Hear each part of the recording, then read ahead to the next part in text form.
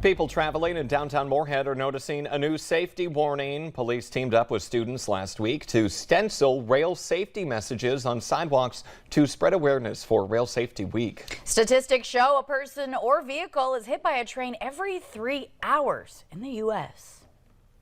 Well, it was a hero's welcome home, 71 years in the making. A McLaughlin, South Dakota soldier finally home now. Army Private First Class Melvin Littlebear's remains arrived in Bismarck Monday by military plane.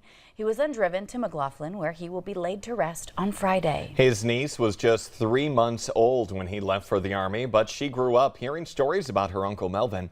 She recalls that he was just 17 years old when he enlisted in the Army, so his mother had to sign papers to allow him to join. He had a horse named Trigger, so he told his mother he wanted to join the service. So he rode his horse to the train station. That's what they talk about all the time. So he got on that train and left and never came home.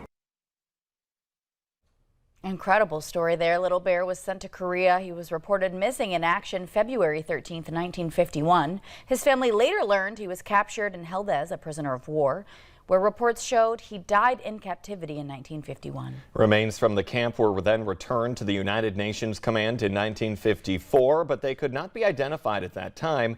DNA technology then made that positive ID this summer. NDSU Homecoming is underway right now with several events planned this week. One of the big ones is the Serve with the Herd Community Service Project Day.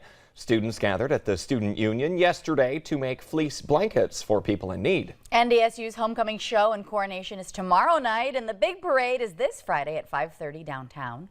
The school's 15th president, David Cook, is also being inaugurated Friday morning. Well, have you seen this video? It's going viral. A North Dakota bow hunter who was looking for a white-tailed deer got the surprise of her life. Brianne Zeet says she was hunting southwest of Minot when a curious and huge moose approached her hunting blind. Yeah, that's not a white-tailed deer, rather. She says that she was scared to death. She tried to stay calm, though, while taping that 2-minute encounter on her phone. Yikes. It shows the moose right there. You see it. Yeah. Poking its nose inside the blind. Does it once and then goes, I think I want to go back for a little more. Checks it out a second time, and then eventually it does mosey safely off. Oh, thank goodness. I know. Gosh, crazy story.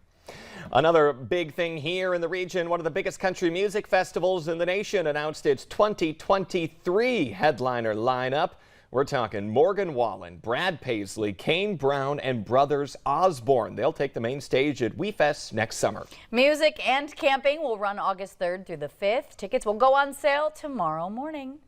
Let's see how people are responding right now to our question of the morning on Facebook. Our question today is, the average American adult purchases these every 3 years. Here are some of your answers. Brian says work boots. Kent says underwear. And Shelby says a cell phone. Oh, that's a good guess. Yeah, that's about every time the iPhone releases a new one there, and then you get that upgrade. Yeah, they push you to upgrade every time. To leave your answer and join in on the conversation, check out the question of the day. It's posted on our Valley News Live Facebook page. We'll be back a little later on in this hour with the correct response.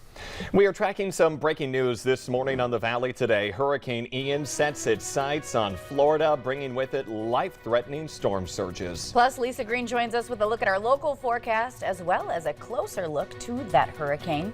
But check this out, a beautiful start to our morning. Look at the gradient there in our live cam on the sky. We'll be right back after this break.